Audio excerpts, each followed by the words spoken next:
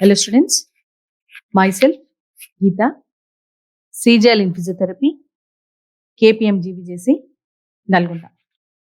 Today I am going to discuss about Biomechanics and Exercise Therapy, Paper 3 for Physiotherapy first year students. Today I'll discuss about passive movements. నేను ఈరోజు మీకు passive movements గురించి చెప్తాను. Passive movements, బాహ్య శక్తి కదలికలు.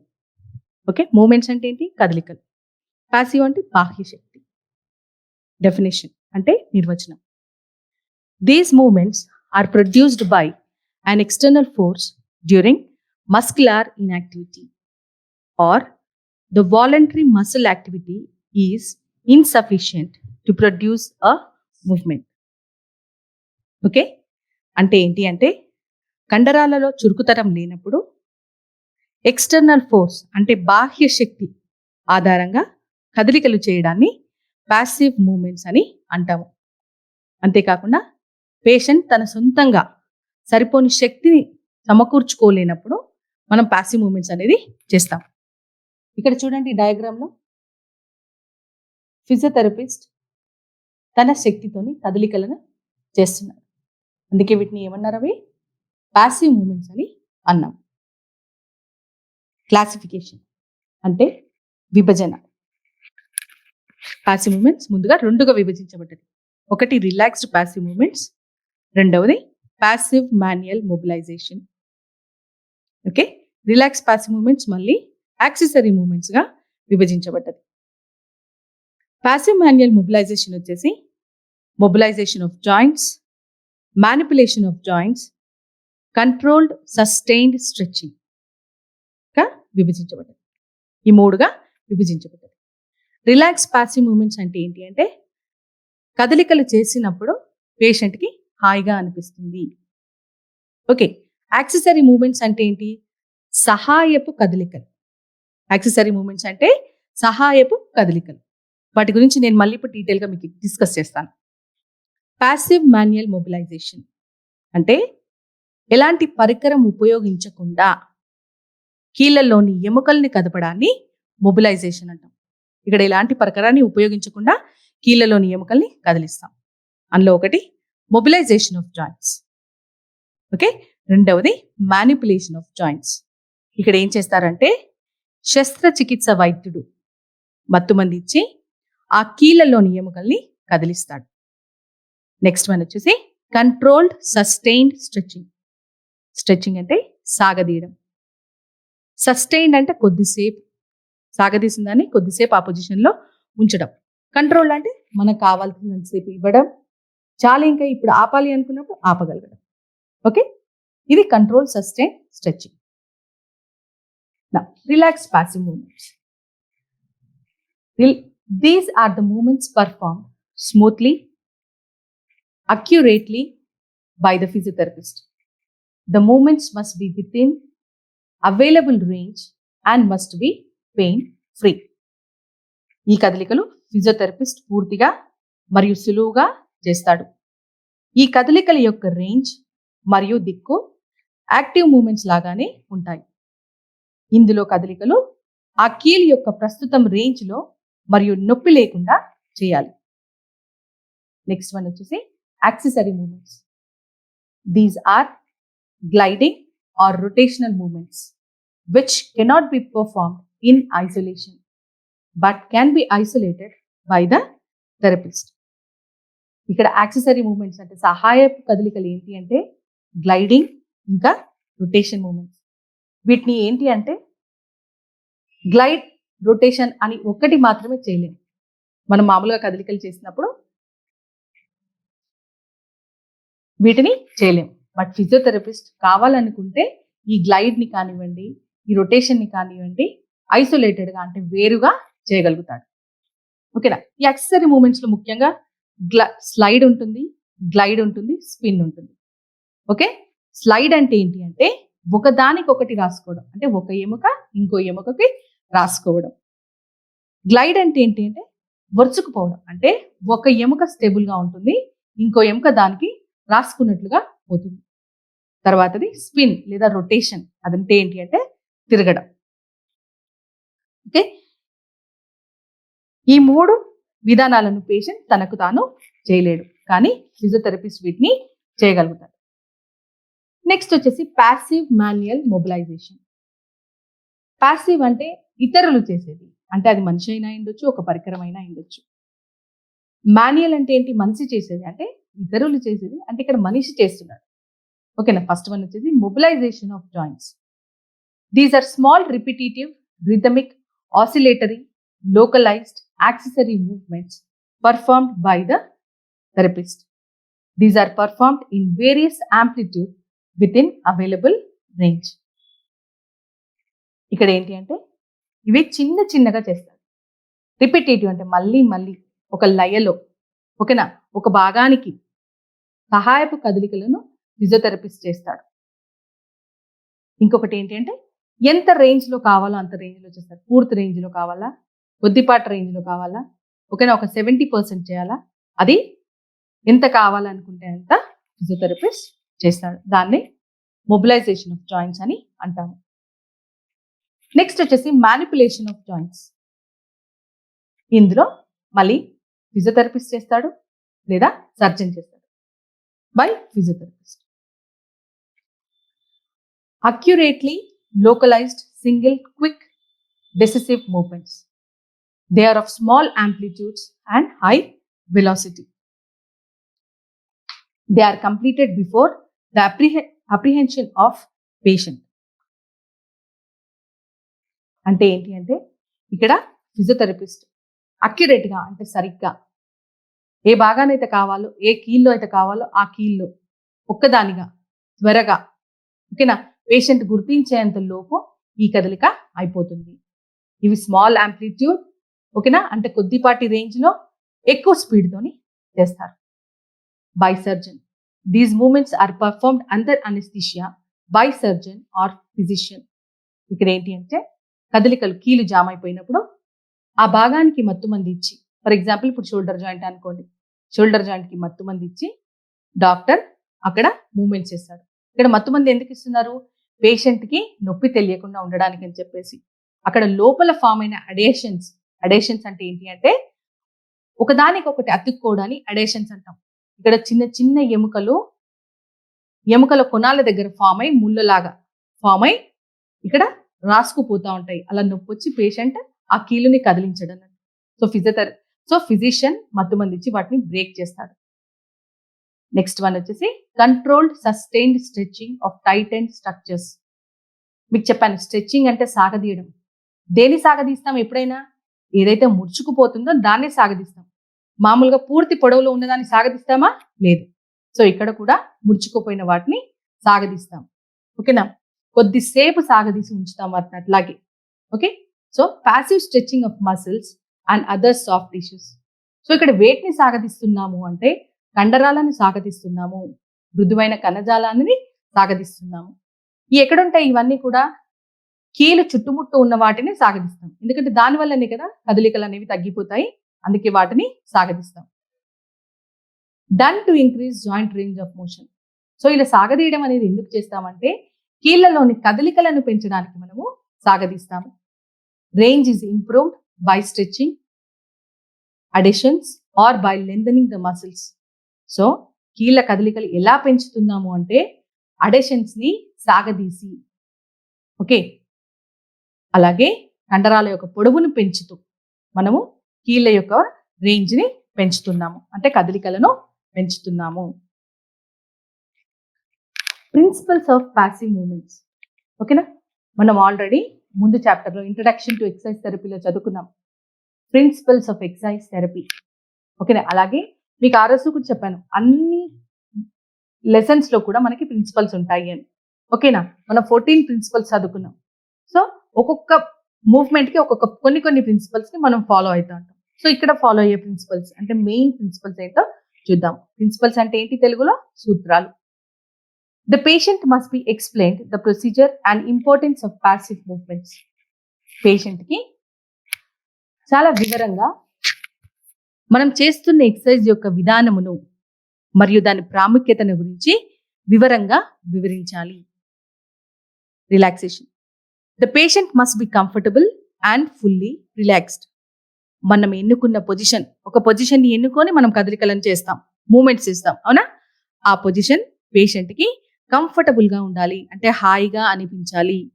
అలాగే patient ఫుల్గా అంటే పూర్తిగా రిలాక్స్ అయ్యేలా చూడాలి.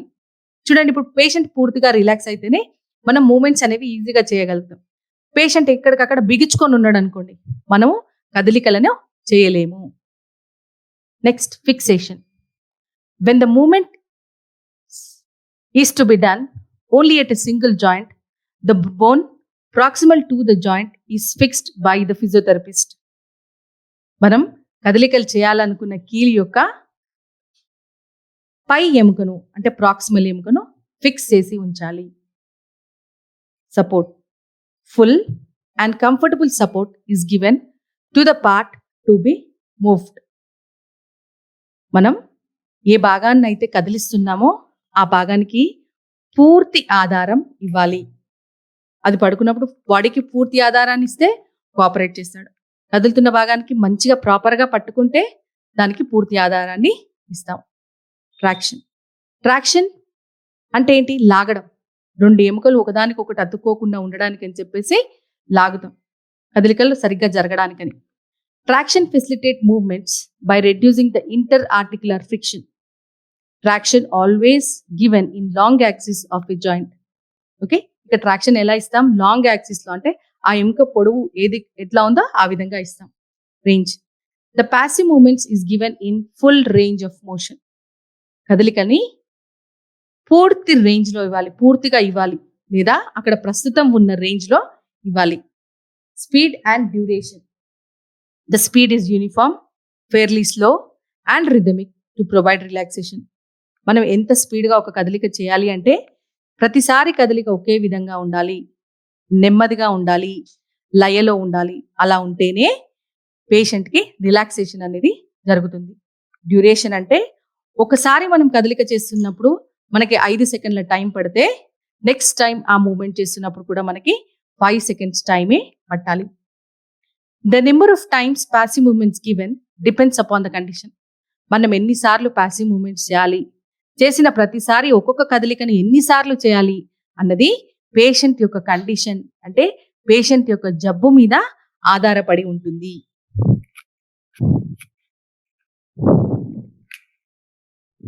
ఇప్పుడు మీకు ఒక వీడియో వస్తుంది, ఇందులో నేను దీంట్లో పాసివ్ మూమెంట్స్ ఎలా చేయాలి, ఏ విధంగా నుంచోవాలి, ఏ విధంగా పట్టుకోవాలి, ఓకేనా?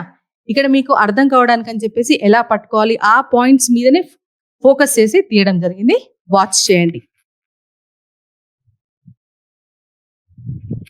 ఇక్కడ చూడండి, నేను నుంచున్న విధానం చూడండి. నా 2 కాళ్ళు కూడా దూరం దూరం పెట్టి నుంచున్నాను. దీన్నే వాక్ స్టాండింగ్ పొజిషన్ అని అంటాం. సో ఇలాగే పేషెంట్ పడుకున్నప్పుడు పేషెంట్ సైడ్ వెంబడి నుంచోవాలి, షోల్డర్ జాయింట్ దగ్గర నుంచోవాలి. అలా చేతిని క్రాస్ లో పట్టుకోవాలి. తల దగ్గర ఉన్న చేతిని మనం ఇన్నర్ హ్యాండ్ అంటాము, బయటి వైపు ఉన్న చేతిని అవుటర్ హ్యాండ్, అంటే నా రైట్ హ్యాండ్ అవుటర్ హ్యాండ్. నా అవుటర్ హ్యాండ్ తో ఎల్బో జాయింట్ దగ్గర పట్టుకోండి, నా ఇన్నర్ హ్యాండ్ తో రిస్ట్ జాయింట్ దగ్గర పట్టుకున్నాను. ఇక్కడ షోల్డర్ మూమెంట్స్ చేస్తున్నాం. ఇక్కడ ఏంటి అంటే ఒకసారి మనం పేషెంట్ ని పట్టుకున్నాము అంటే పాసివ్ మూమెంట్స్ అయిపోయేంత వరకు మనం పేషెంట్ తో కాంటాక్ట్ వదిలేయద్దు. ఇప్పుడు చూడండి, షోల్డర్ ఫ్లెక్షన్ చేస్తున్నాం. ఓకే, పాసివ్ మూమెంట్స్ అయిపోయేంత వరకు కూడా మనం పేషెంట్ ని వదిలేయద్దు. Shoulder flexion.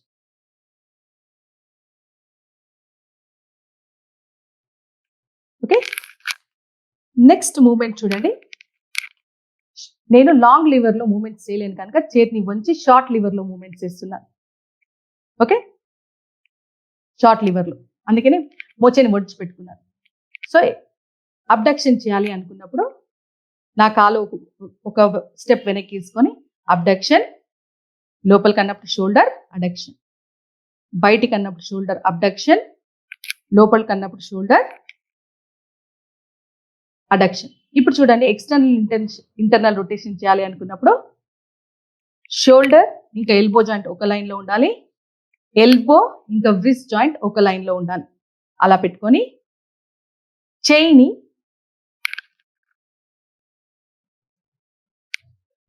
తలవైపు ఉంచినప్పుడు దాన్ని ఎక్స్టర్నల్ రొటేషన్ అని అంటాము. అలాగే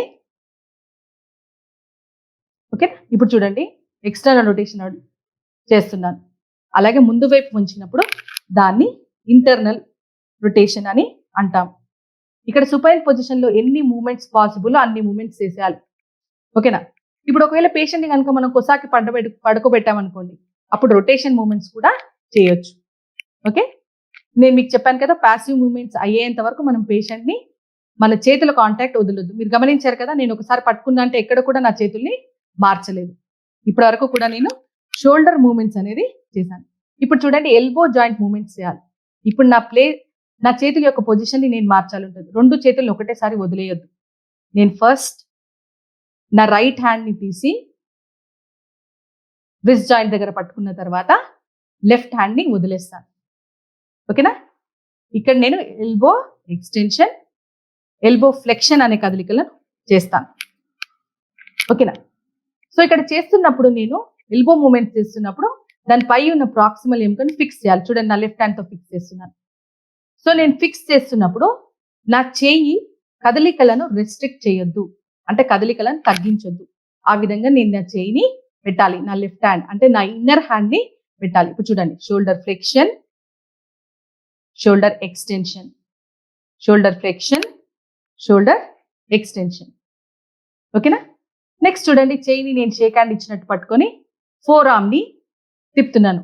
వెల్లింకలు వేసినప్పుడు సుపైనేషన్, బోర్లా వేసినప్పుడు ప్రోనేషన్. వెల్లింకలు వేసినప్పుడు సుపైనేషన్, బోర్లా వేసినప్పుడు సుపైనేషన్. ఓకే, ఈ 4 ఆర్మ్ మూమెంట్స్. నెక్స్ట్ చూడండి, నా లెఫ్ట్ హ్యాండ్తో నేను 4 arm బోన్స్ని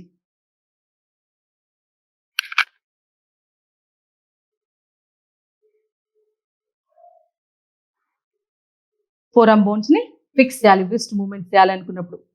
so lower part of 4 ఆర్మ్ని పట్టుకొని నా రైట్ హ్యాండ్తో మెటకార్పోఫాలింజియల్ జాయింట్స్ దగ్గర స్ట్రైట్ పెట్టి elbow flexion, wrist flexion, wrist extension, wrist flexion, wrist extension చేస్తున్నారు. ఇప్పుడు దాని పెద్ద వేలు వైపు అంటే రేడియస్ వైపు ఉంచినప్పుడు రేడియల్ డివియేషన్. ఓకే, అల్లా వైపు ఉంచినప్పుడు అల్లా డివియేషన్. ఓకేనా. రేడియస్ వైపు ఉంచినప్పుడు రేడియల్ డివియేషన్, అల్లా వైపు ఉంచినప్పుడు అల్లా డివియేషన్. అలాగే చుట్టూతా తిప్పుతున్నాను. దీన్నే రొటేషన్స్ అంటాం. రొటేషన్స్ ఎప్పుడు కూడా క్లాక్ వైజ్ మరియు యాంటీ క్లాక్ వైజ్ చేయాలి. ఇవి passive movements of upper limb. Next ఇప్పుడు చూడండి, passive movements of lower limb. ఇప్పుడు చూడండి, ఒక చేయితో మోకాల దగ్గర ఉంచాలి, ఇంకొక చేయిని యాంకిల్ జాయింట్ దగ్గర పట్టుకోవాలి. అంటే మడిమ దగ్గర నుంచి పట్టుకోవచ్చు చేతిలో. చూడండి ఎట్లా పట్టుకున్నాను, ఆ విధంగా పట్టుకొని ఓకేనా, నీని మనం స్టెబిలైజ్ చేసుకోవాలి. ఫస్ట్ ఇక్కడ మన మూమెంట్ వచ్చేసి హిప్ ఫ్లెక్షన్, కాల్ని పైకి లేపినప్పుడు అది హిప్ ఫ్లెక్షన్ అయింది. ఓకే, తర్వాత ఇక్కడ మన పొజిషన్ని ఊకే మారుస్తూ ఉండొద్దు. తర్వాత హిప్ అబ్డక్షన్ చేయాలి అనుకున్నప్పుడు ఇంకొకటి ఏంటి అంటే, ఏ వైపు అయితే మనం కదలికలు చేస్తున్నామో ఆ వైపే నించోవాలి, అంతే తప్పిస్తే రైట్ సైడ్ నుంచి లెఫ్ట్ సైడ్ కదలికలు చేయొద్దు. ఓకేనా. అలాగే ఒక కాలు వెనక్కి అని పెట్టండి అన్నప్పుడు బయటి వైపుకి తీసుకెళ్ళినప్పుడు హిప్ అబ్డక్షన్, కాల్ని లోపల వైపు అన్నప్పుడు హిప్ అడక్షన్. ఓకేనా. అంతే తప్పిస్తే ఇప్పుడు మనము ఒక స్టెప్ వెనక్కి వేసామనుకోండి, ముందుకు వెనక్కి ఊగినట్టు ఉండదు. ఓకేనా. రైట్, హిప్ అడక్షన్ జరిగింది. ఇప్పుడు బయటికంటే హిప్ అబ్డక్షన్. ఓకే, నెక్స్ట్ చూడండి, 90 డిగ్రీస్లో పెట్టండి. లోపలికి అన్నప్పుడు ఎక్స్టర్నల్ రొటేషన్, బయటికి అన్నప్పుడు ఇంటర్నల్ రొటేషన్ తిప్పినప్పుడు. ఓకే, హిప్ జాయింట్లో ఎక్స్టర్నల్ ఇంకా ఇంటర్నల్ రొటేషన్స్. ఓకేనా. చుట్టూతా తిప్పినప్పుడు రొటేషన్స్, హిప్ జాయింట్లో రొటేషన్స్. ఎప్పుడైనా రొటేషన్స్ క్లాక్ వైజ్ ఇంకా యాంటీ క్లాక్ వైజ్ డైరెక్షన్లో చేయాలి. నెక్స్ట్ జాయింట్ వచ్చేసి నీ జాయింట్. నీ జాయింట్లో కూడా అట్లాగే పట్టుకోవాలి. మడిచినప్పుడు మోకాలు కింద నుంచి చేయి పైకి వస్తుంది. అలాగే స్ట్రైట్ అంటున్నప్పుడు మన వేలు కింది భాగానికి వెళ్ళాలి. ఎందుకంటే నీ ఒకవేళ స్టెబుల్గా లేదనుకోండి, కిందికి పడిపోయే అవకాశం ఉంటుంది. అందుకని మడిచినప్పుడు వేళ్ళని తీసి పైకి తీసుకురానివ్వండి. అలాగే నీ ఎక్స్టెన్షన్ చేసేటప్పుడు ఆటోమేటిక్గా మన ఫింగర్స్ వెనుక భాగానికి, నీ వెనుక భాగానికి వెళ్ళాలి.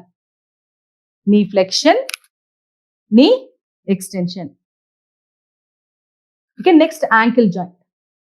ఇక్కడ చూడండి, యాంకిల్ జాయింట్ తో లోవర్ లెగ్ బోన్స్ ని స్టెబిలైజ్ చేయండి. కింద కన్నప్పుడు ప్లాంటార్ ఫ్లెక్షన్, పై కన్నప్పుడు డార్సీ ఫ్లెక్షన్. కింద కన్నప్పుడు ప్లాంటార్ ఫ్లెక్షన్, పై కన్నప్పుడు డార్సీ ఫ్లెక్షన్. రైట్. ఒకవేళ సపోర్ట్ ఎక్కువ కావాలి అనుకున్నప్పుడు మనం ఫోర్ ఆర్మ్ ని కూడా యూజ్ చేయొచ్చు. ఇప్పుడు యూజ్ చేస్తున్నాను కదా అలా. కానీ ఇక్కడ ఏంటి అంటే మోడల్ పేషెంట్ కాదు కనుక ఈజీగా చేయగలుగుతున్నాను కనుక ఇప్పుడు పట్టుకునే విధంగా నేను పట్టుకున్నాను. ఓకే, లోపలికి తిప్పితే ఇన్వర్షన్, బయటికి తిప్పితే రివర్షన్, లోపలికి తిప్పితే ఇన్వర్షన్, బయటికి తిప్పితే రివర్షన్. అలాగే చుట్టూతా తిప్పితే రొటేషన్స్. రొటేషన్స్ ఎప్పుడైనా కానీ క్లాక్ వైజ్ లో, యాంటీ క్లాక్ వైజ్ లో, రెండు డైరెక్షన్స్ లో చేయాలి. ఇప్పుడు యాంకిల్ జాయింట్ దగ్గర రొటేషన్స్ జరుగుతున్నాయి కనుక మనం ఏమనాలి? యాంకిల్ జాయింట్ రొటేషన్స్ అని అనాలి. ఈ విధంగా పాసివ్ మూమెంట్స్ ఇతర శక్తితోని చేస్తాం కనుక దీన్ని బాహ్య శక్తి కదలికలు అని అంటాము. నెక్స్ట్ వచ్చేసి effects and uses of passive movements. అంటే పాసివ్ మూమెంట్స్ యొక్క ప్రభావాలు మరియు ఉపయోగాలు. Prevents the formation of adhesions in joints. అంటే ఇక్కడ కీళ్ళు జామ్ కాకుండా చూస్తుంది, ఒకదానికి ఒకటి అతుక్కోకుండా ఉండడానికి సహాయపడుతుంది. Maintain normal joint range of motion. ఓకేనా, కీళ్ళలో కదలికలను నిలుపుతుంది.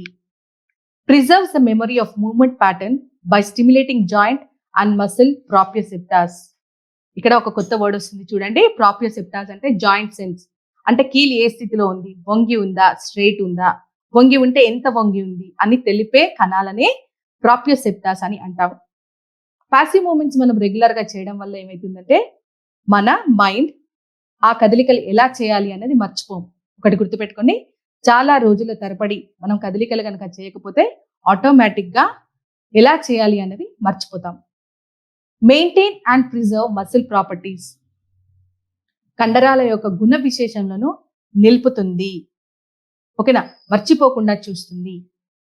Prevents Venus and promotes. ఇక్కడ కరెక్ట్ చేసుకోండి, promotes venous and lymphatic drainage. అంటే చెడు రక్తాన్ని తిరిగి గుండె వైపుకి చేరవేస్తుంది. ఓకేనా, కండరాలు బిగుసుకుంటున్నప్పుడే కింద చెడు రక్తం ఏమవుతుంది, గుండె వైపుకి చేరుతుంది. ఓకే, కరెక్ట్ చేసుకోండి, ప్రివెంట్స్ కాదు అది ప్రమోట్స్. ఓకే, తర్వాతది ప్రివెంట్స్ కాంట్రాక్చర్స్ అండ్ డిఫార్మిటీస్. ఓకేనా, అంటే కండరాలు ముడుచుకోకుండా, ఓకేనా, బలం తగ్గిపోతుంది కనుక ఇక్కడ వంకర్లు తిరగడానికి పాసిబిలిటీస్ ఉంటాయి. దాన్నే డిఫార్మిటీస్ అంటాము. రెగ్యులర్ గా పాసివ్ మూమెంట్స్ చేయడం వల్ల కాంట్రాక్చర్స్ ని అరికట్టవచ్చు, అలాగే డిఫార్మిటీస్ ని కూడా అరికట్టవచ్చు. Improves blood circulation and provides nutrition to the muscles which are paralysed. మనం రెగ్యులర్ గా పాసివ్ మూమెంట్స్ చేయడం వల్ల అక్కడికి ఆ భాగానికి రక్త ప్రసరణను పెంచి ఆహార పదార్థాలను అందేలా చూడొచ్చు. ఓకేనా, ముఖ్యంగా చచ్చుబడిపోయిన కండరాలలో. Rhythmic passive movements promotes relaxation. మనం పాసివ్ మూమెంట్స్ ని కనుక ఒకే స్పీడ్ తోని, ఒకే డ్యూరేషన్ తోని లయలో చేసినప్పుడు ఆటోమేటిక్ గా కండరాలలో రిలాక్సేషన్, విశ్రాంతి అనేది కలుగుతుంది.